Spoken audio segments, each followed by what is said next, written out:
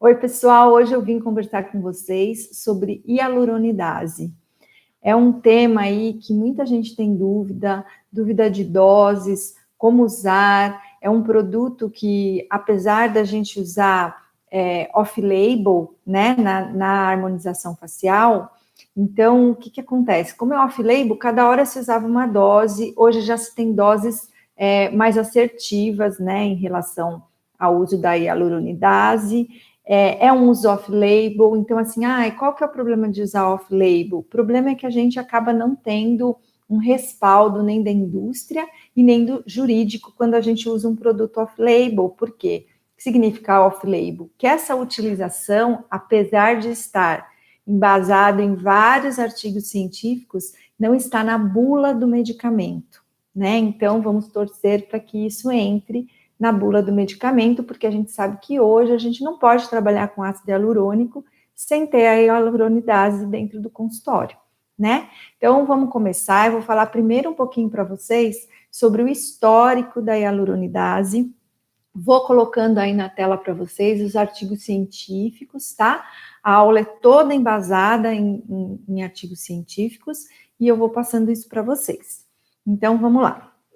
Então, como eu disse, né, apesar de ser off-label, né, a gente sabe que a hialuronidase, ela quebra o ácido hialurônico e ela já vem sendo estudada na literatura faz bastante tempo. Então, assim, o primeiro artigo foi em 2004, quando se teve um relato do uso de hialuronidase para remoção de ácido hialurônico na lateral do olho, tá? Então, tá aí na tela até o nome do artigo para vocês, né, para vocês lerem na íntegra esse artigo. Então, foi quando começaram os estudos para a quebra de ácido hialurônico, mas foi somente esse artigo, foi somente um relato clínico, né, que não tem tanta força, vamos falar assim, não tem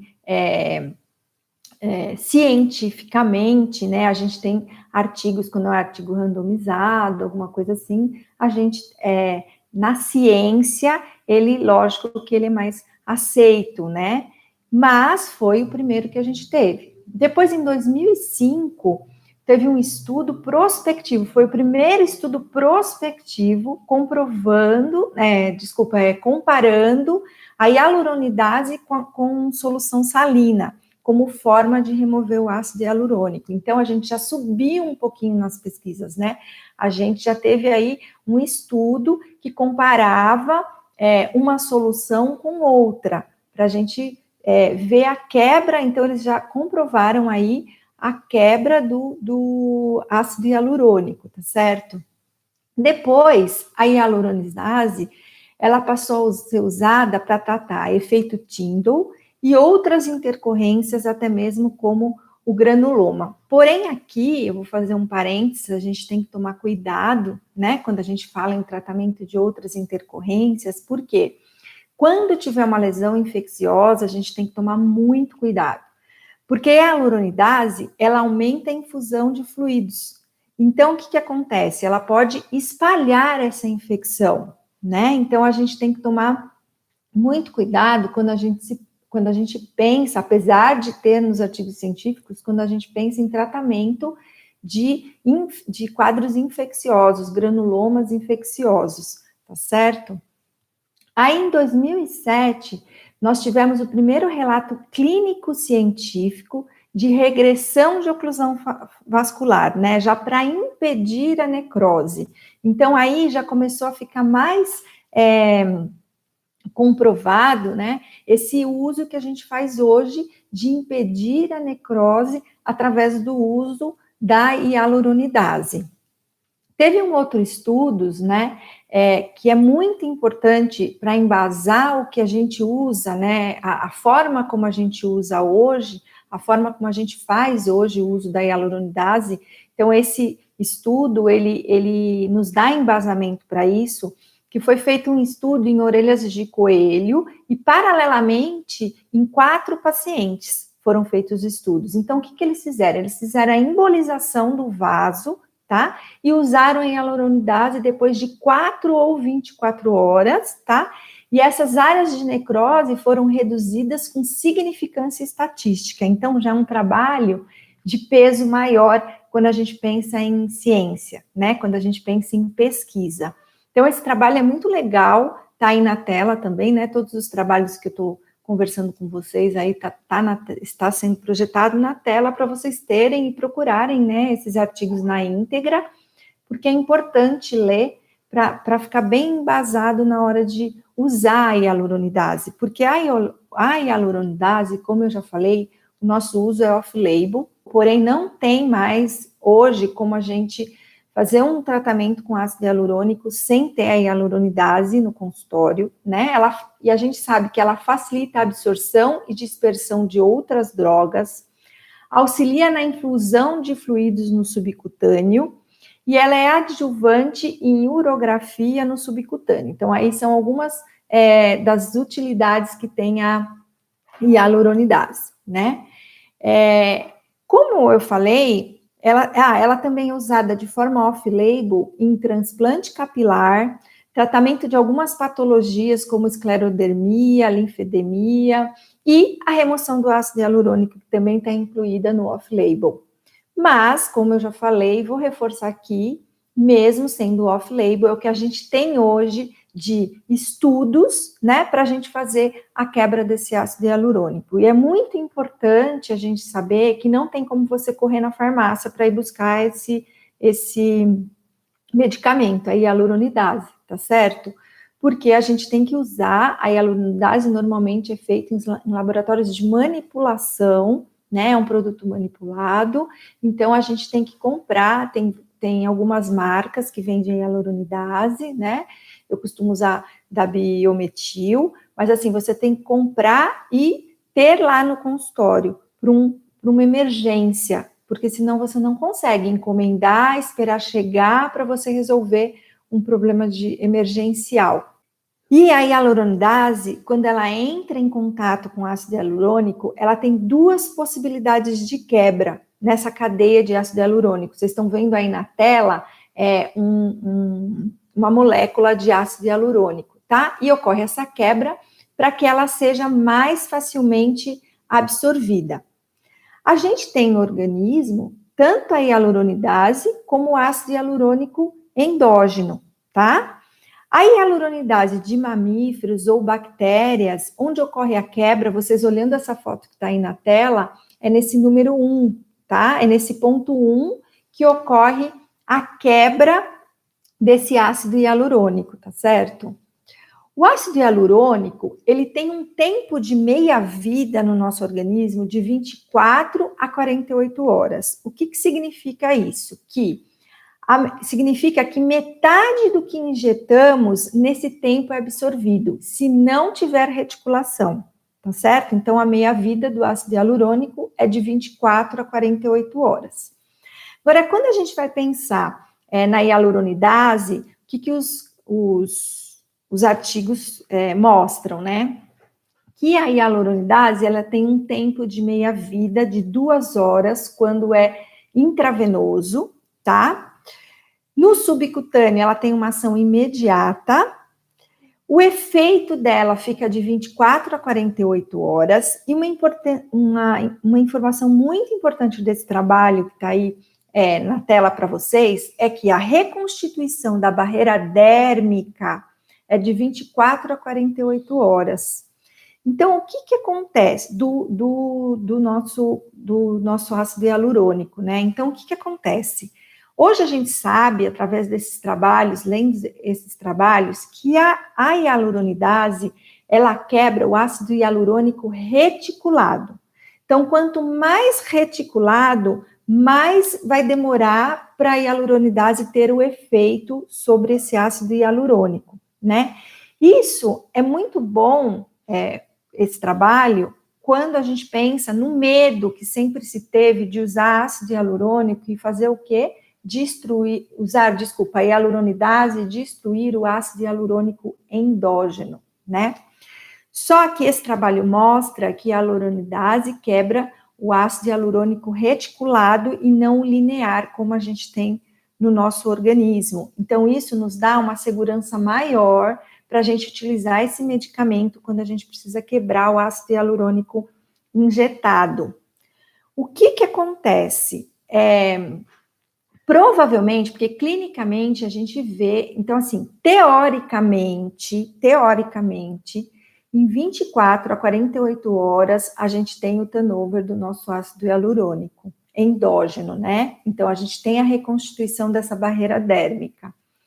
Então, teoricamente, a gente pode usar a hialuronidase com segurança, mesmo sem medo de destruir esse ácido hialurônico endógeno. Porém, existem sim relatos clínicos principalmente de olheira, que você injeta a hialuronidase e você encontra e você fica com depressão, né? Isso não, a gente não encontra isso em trabalhos, mas sim, eu falo de relato clínico diário dos profissionais da harmonização facial. Eu usei e ficou com depressão. Usei. Então, o que acontece?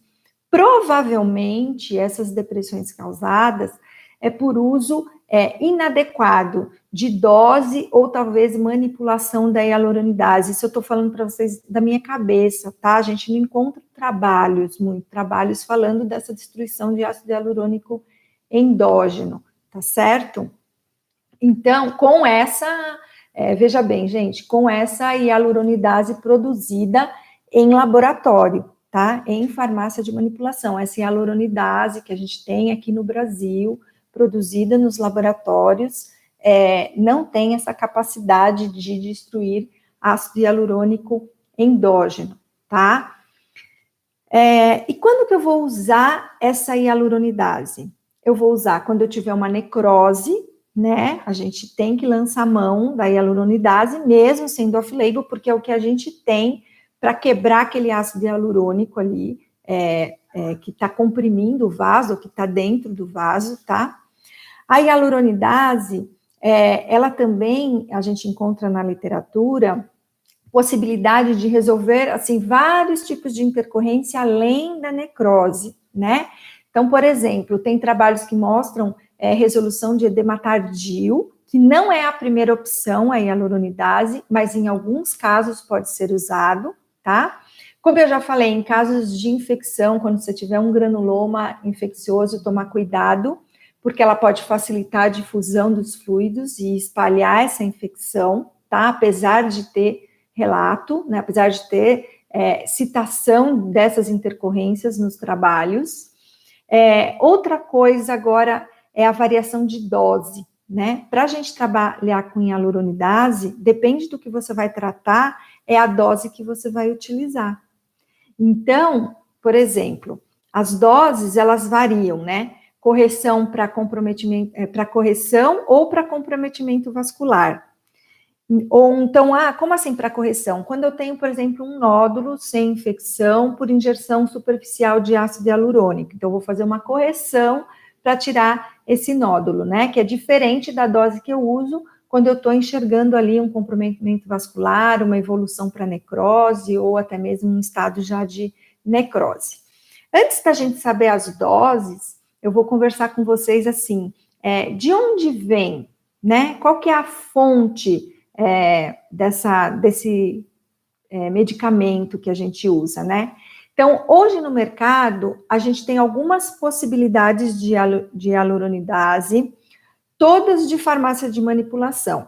Então, ela vem de fontes de ovino e bovino, mas fora do Brasil também existem outras possibilidades, né? A hialuronidase de proteína recombinante humana, que cresce em ovários de hamster, que é um custo muito elevado e a gente não tem aqui no Brasil, tá?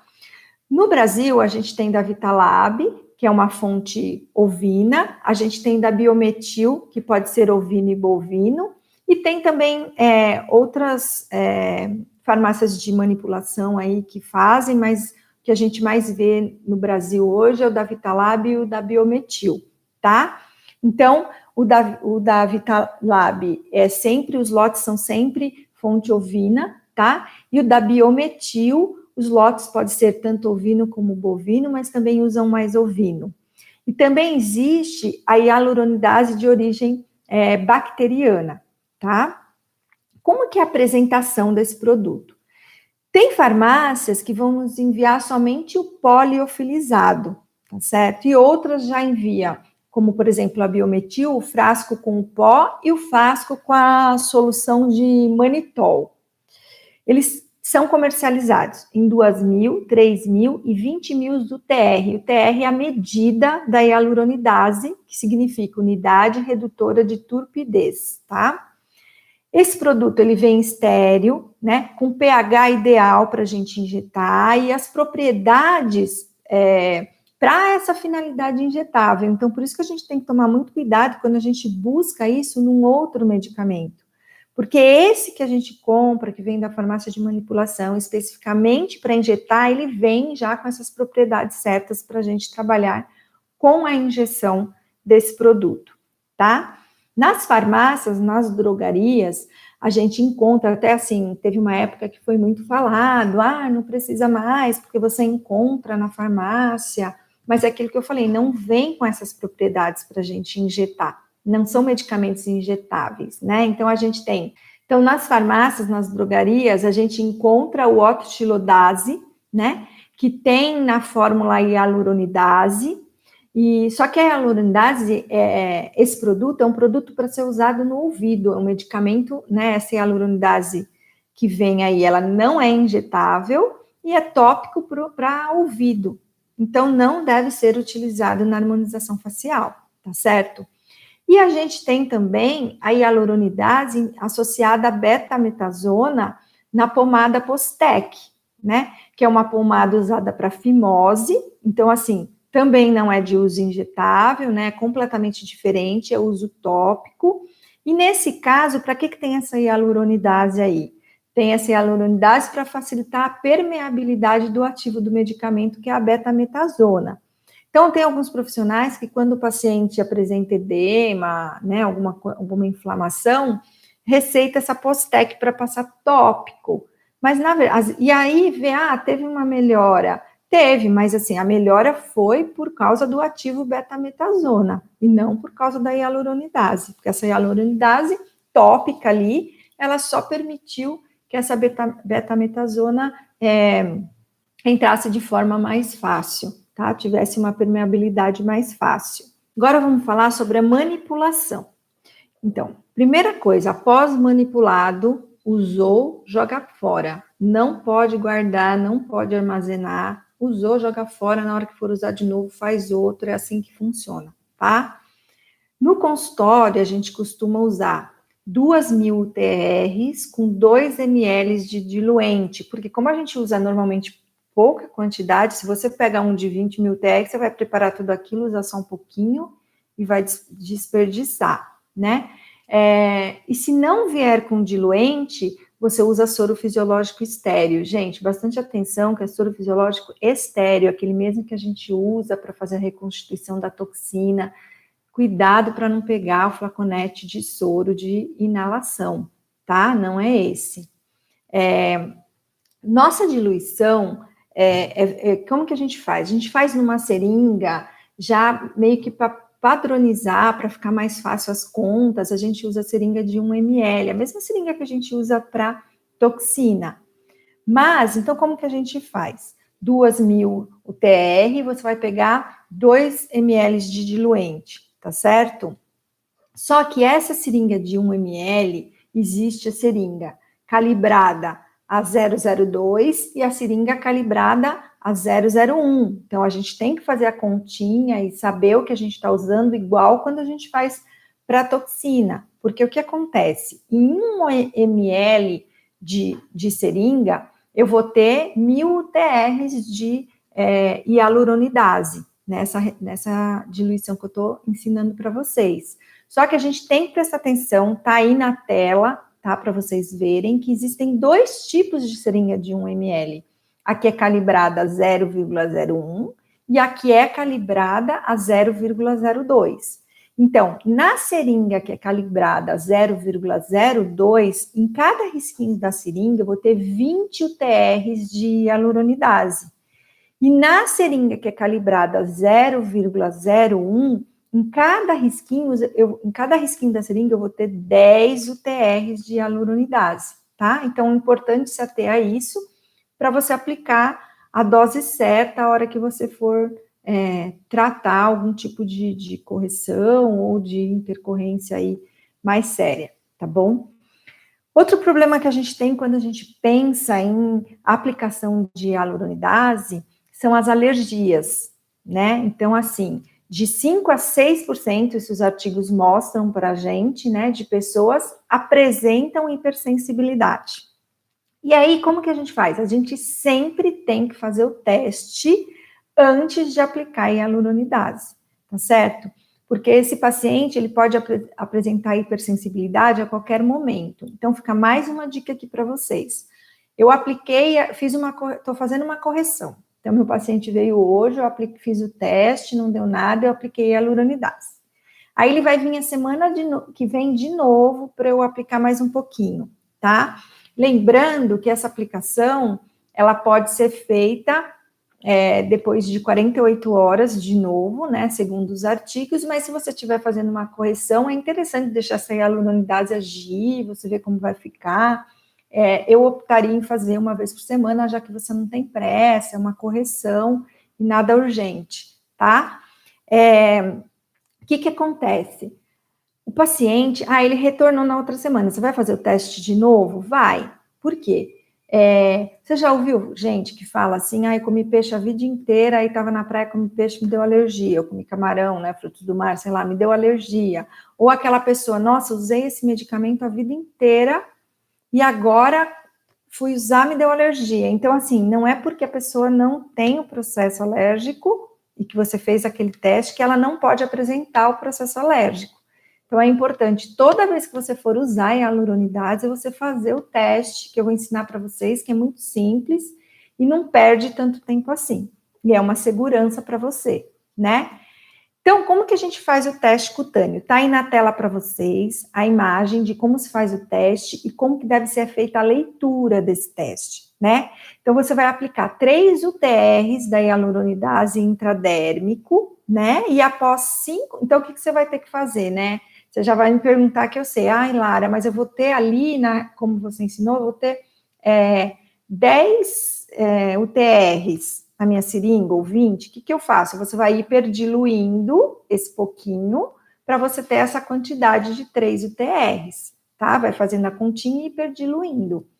Aí você vai ter 3 UTRs, aplicar, após 5 minutos, você vai analisar se tem eritema, prurido, calor, tá? E esse teste você pode estender até 15 minutos, se você tiver na dúvida, tá bom? Aí você vai pegar a reguinha, como está aí nessa foto, nesse slide, e você vai fazer a leitura, né? Por exemplo, se apareceu esse eritema, dessa lesãozinha aí de alergia, tá bom? Então, por exemplo, se aumentou, se esse halo que você aplicou, né, você vai fazer ali um halozinho na hora que você aplica. Se esse halo aumentou no subcutâneo que você vai aplicar, você vai ver que aumentou, ficou vermelho, a pessoa apresenta uma hipersensibilidade, tá bom? E aí, avaliar aquelas coisas que eu falei para vocês. Se apareceu o eritema, o prurido, se tá quente, tá bom? Para ver se tem algum sinal de hipersensibilidade. Aí, gente, o paciente apresentou sinal de hipersensibilidade. Tá, eu tô à frente de uma correção, vamos ver outras possibilidades aí, né? Laser, dependendo de quanto tempo faz que eu apliquei o produto, eu tento drenar esse produto lá com pertuito, enfim.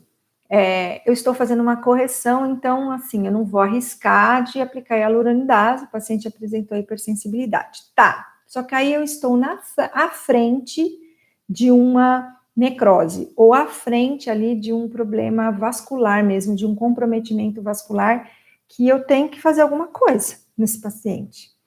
Então, gente, eu vou ter que usar essa hialuronidase dependendo do comprometimento que eu tenho ali.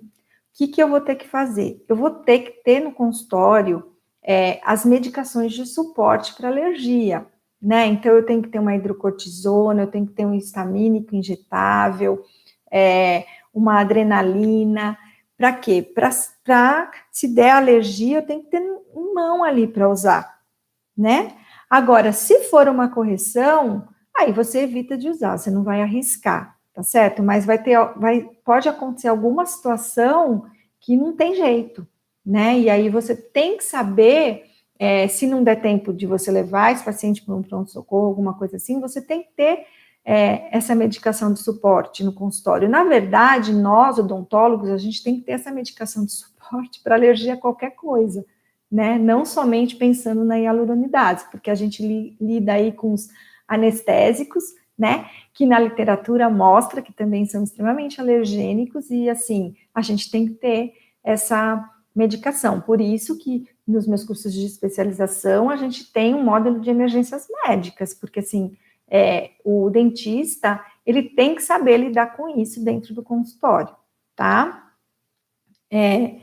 Só que existe um trabalho do Rizani que ele discorda da necessidade de teste, né? Então, na literatura é assim, gente, quanto mais artigos você lê, um fala uma coisa, o outro fala outra, e você tem que pegar aí, ter um bom senso para avaliar esses artigos e assim, e ver o que bate mais, né? O que é mais, quais pesquisas são feitas mais a fundo, com um número maior de pacientes, né, um N maior na pesquisa, e você tem que ir avaliando tudo isso nesses artigos científicos para você ter aí algum embasamento de uso.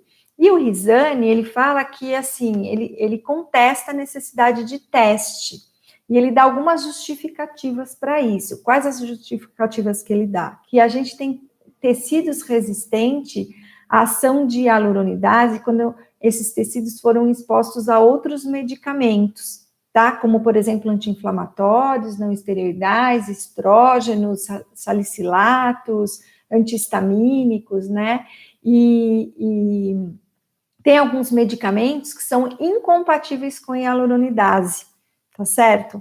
Então, ele, em cima disso, ele contesta a necessidade de teste. Ele também fala das contraindicações nesse artigo, como o uso de toxina nas últimas 48 horas, presença de processos infecciosos, alérgicos a picadas de abelha e gestação, tá? São as contraindicações por conta do... outra coisa que ele fala, né, do uso da toxina, por conta do aumento da infusão de fluidos e que essa toxina pode se espalhar. Isso é uma coisa, assim, que eu, pensando fora da caixinha, será? A gente tinha que ler mais estudos a respeito disso, porque a gente sabe que após algumas horas de aplicação, a toxina já está internalizada na placa motora. Será que a hialuronidase realmente vai tirar essa toxina, né? E espalhar? Então, assim, realmente eu acho que algumas situações a gente ainda precisa de mais estudo, né? Mas a gente, lógico, você não vai arriscar, né? Presença de processos infecciosos, como eu já falei para vocês, como aumenta a infusão de fluidos, os fluidos dessa infecção pode se espalhar, né?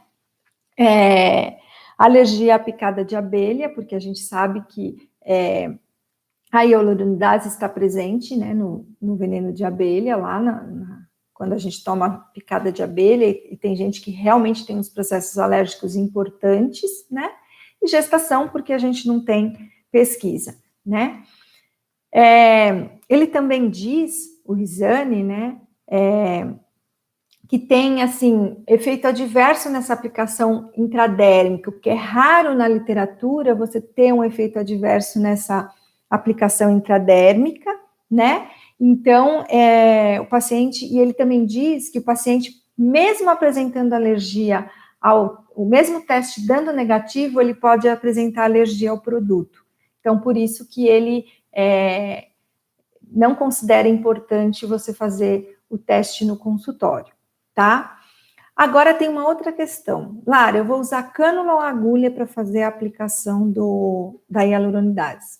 Você pode usar tanto a cânula como a agulha, e também tem alguns artigos científicos que nos embasam para isso, tá? Eu, particularmente, acho que, assim, região de olheiras, realmente a gente tem que usar cânula, que é uma região muito delicada, né? E oclusão, em casos de oclusão vascular, talvez seja a melhor opção a agulha, porque com a agulha você consegue ser mais certeira e consegue realmente entrar dentro do vaso com a hialuronidase, né? Então, eu acredito que à frente de uma intercorrência mais grave, eu usaria a agulha, tá? Graças a Deus, eu nunca tive uma intercorrência mais grave, né, para resolver com hialuronidase, nem nos cursos, nem no consultório, todos esses anos, mas com certeza se eu tivesse à frente de uma intercorrência mais séria e que eu tivesse que ter certeza, eu acho que, lógico que com a agulha você vai ter, além dessa hialuronidase que eu vou explicar para vocês nos artigos científicos, ficarem ali na região que você aplicou, fora do vaso, na parede do vaso, ela é mais certa de você conseguir entrar dentro do vaso com uma agulha, né? Então, tem um artigo aí sobre oclusão vascular, o que o autor fez? Ele pegou a artéria de cadáver fresco, removeu essas artérias, embolizou com ácido hialurônico, deu um nozinho em cada ponta e mergulhou em frascos de solução salina ou hialuronidase, tá? Então, como ele suturou, né, amarrou essas extremidades, esse ácido hialurônico não tinha como sair de lá, de dentro do vaso, esse gel. O que aconteceu com esse gel de ácido hialurônico? Ele se liquefez, né, mesmo dentro da parede vascular, tá? Então, aqui prova que mesmo que você use cânula, né, numa situação emergencial, você vai ter esse ácido hialurônico de dentro do vaso, ele vai ser destruído, tá? Então, vamos lá. Então, esse artigo que está aí na tela é um artigo bem legal, assim, para comprovar essa nossa opção por agulha ou por cânula, né? Porque ele mostra que o simples fato, ali mesmo tendo a parede vascular, dessa parede vascular estar em contato com a hialuronidase, vai destruir esse gel de ácido hialurônico ali que está dentro do vaso, tá? Tem um outro do Lorenzi, né, o artigo do Lorenzi, que é muito legal, que também falando de protocolo de comprometimento vascular, e ele, se você ver essa foto que está aí projetada na tela, essas bolinhas amarelas, elas são ácidos hialurônicos dentro do vaso. Então, a hialuronidase, ele mostra nesse trecho do artigo que ela é capaz de transpor a barreira arterial. Então, isso também nos mostra que a gente pode, sim, fazer o depósito na região do ácido, que a gente quer destruir o ácido hialurônico, depois está a hialuronidase com cânula, tá bom? Quanto aplicar, né? Então, nesse artigo do Del Lorenzi, ele fala de protocolos de aplicação também. Então, assim, quando você vai fazer uma correção, você vai aplicar de 5 a 30 UTRs de hialuronidase a cada 0,1 ml de ácido hialurônico, tá? Então, 5 a 30 UTRs de hialuronidase a cada 0,1 ml de ácido hialurônico, tá? Então, assim, aí você vai falar assim para mim, tá, mas 5 a 30 é muita diferença, quanto que eu vou pôr? 5, 10, 15, então isso vai depender da reticulação do seu ácido hialurônico. Então, se você tem um ácido hialurônico de baixa reticulação, e se você estiver fazendo uma correção, que não tem, você não precisa correr, você pode fazer um pouco hoje, ver como vai ficar, marca um retorno do paciente, se precisar, se aplica um pouquinho mais, vai fazendo essa correção aos poucos, você pode ter um ácido hialurônico de baixa reticulação, eu vou pôr ali 5, no máximo 10 UTRs, né? Agora, eu tenho um ácido hialurônico de alta reticulação, eu já vou trabalhar lá mais próximo dos 30 UTRs, já vou trabalhar com 15, 20 UTRs, tá certo? Então, o maior problema, na verdade, disso é quando você recebe paciente de outros profissionais para você corrigir, né? Que aí você não sabe a reticulação do produto que foi utilizado, né? Aí fica mais em dúvida para a gente saber a quantidade. Mas quando foi você que aplicou, você sabe exatamente a reticulação, a região que você aplicou, fica mais fácil, né? E então, essa correção, nos artigos, mostra que você pode aplicar a cada 48 horas a hialuronidase, mas se for um caso de correção, você vai mais devagar, marca um espaço maior, para você ir vendo realmente como está ficando esse tecido, né? Eu aconselho a dar um espaço um pouquinho maior. Quando for aplicar essa hialuronidase, esse é outro problema também quando vem de outros profissionais, porque a gente tem que saber a reticulação e a técnica que foi usada, né? A gente sabe também que quanto mais reticulado for o produto, normalmente mais concentrado ele vai estar, né? Então, o ácido hialurônico mais reticulado é mais difícil dele espalhar, ele vai estar menos espalhado, ele vai estar mais restrito a uma região. E o ácido hialurônico menos reticulado, ele vai estar mais espalhado. Então, eu pus esse artigo aí, que foi feito com produtos da Belotera, inclusive, para vocês entenderem isso daí também, tá? Então, a gente tem que também pensar, na hora de aplicar, se esse produto está mais espalhado ou se ele está mais concentrado numa determinada região. E antes de eu tratar uma intercorrência mais grave, que está caminhando para um processo de necrose, eu preciso saber identificar um processo de necrose, se está faltando vascularização. Então, assim, nesse mesmo artigo, ele ensina você a fazer uma compressão, né, com o cabo da tesoura. Gente, se não tiver o cabo da tesoura, dá para fazer com o dedo mesmo, tá? Você põe o dedo ali, segura e solta para ver como está sendo esse retorno de vascularização na região, tá certo? Então, olha aí nessa foto. Se ficar marcado o instrumento, tá sem retorno, tá sem circulação sanguínea, tá certo? E aí você realmente está num processo de necrose, é uma forma de você identificar, tá? Quanto eu vou usar em dose de comprometimento vascular? Em dose de comprometimento vascular, como fala esse artigo aí do Del Lorenzi, eu vou usar 500 UTRs por região. Eu tenho que fazer a aplicação em todo o trajeto embolizado. Então, preste atenção aí nessa foto, ó. Você pode ver que ele mostra, então, eu tenho só o comprometimento do suco naso, eu vou usar 500 UTR. Eu tenho o comprometimento do suco naso e da lateral do nariz, eu vou usar 1000 UTRs, porque são duas regiões diferentes. Então, assim, é importante a gente saber exatamente a região que está comprometida e fazer a aplicação em todo esse trajeto embolizado, tá? Agora a gente vai falar de uma coisa, assim, super grave para a gente encerrar, tá? É uma coisa que eu falo muito para os meus alunos, para tomar muito cuidado, principalmente com preenchimento de glabela, nariz, né, que a gente acaba podendo causar aí a isquemia da artéria central de retina e causando cegueira no paciente. Então, gente, em casos, nesse mesmo artigo, fala de como você tem que tratar essa redução de isquemia de artéria central de retina. Então, como que funciona isso? Você tem que aplicar 500 UTRs, mas essa hialuronidase tem que ser aplicada retrobulbar. É uma aplicação retrobulbar, é feito no assoalho da cavidade, tá? E normalmente tem que ser feito por um oftalmo, né? Um cirurgião, porque pode dar uma perfuração de globo ocular, né? Então, assim, não é um procedimento fácil de se fazer. Tem que saber que quando você está fazendo qualquer procedimento, o paciente relatar dor, cefaleia, náusea, vômito, e falar que está com a visão no campo visual alterado, tem que parar imediatamente, tá? Você tem que parar imediatamente, tem que chamar um SAMU, chamar uma